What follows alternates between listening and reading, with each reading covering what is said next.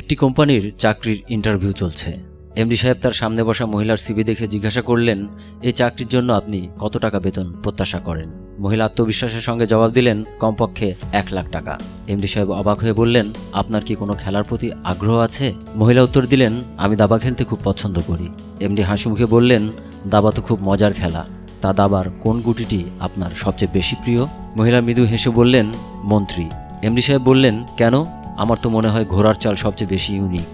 মহিলা গম্ভীরভাবে বললেন, হ্যাঁ, ঘোড়ার চলাফেরা আকর্ষণীয়, কিন্তু মন্ত্রীর মধ্যে সব গুণ রয়েছে।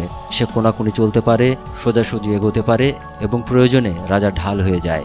এমডি সাহেব মুগ্ধ হয়ে আবার জিজ্ঞাসা করলেন, তাহলে রাজাকে আপনি কিভাবে দেখেন?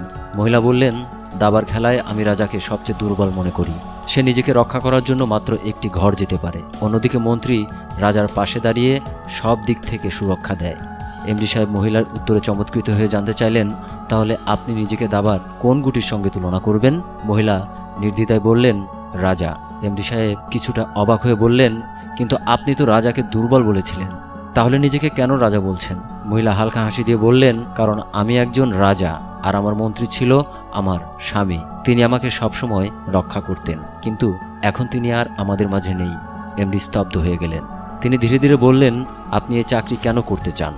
মহিলা চোখের কোণে অশ্রু নিয়ে বললেন, কারণ আমার মন্ত্রী চলে যাওয়ার পর এখন আমাকে নিজেই মন্ত্রী হয়ে আমার সন্তানদের ও পরিবারের দায়িত্ব নিতে হবে। ঘরের মধ্যে পিনপতন, গভীর নীরবতা নেমে এলো।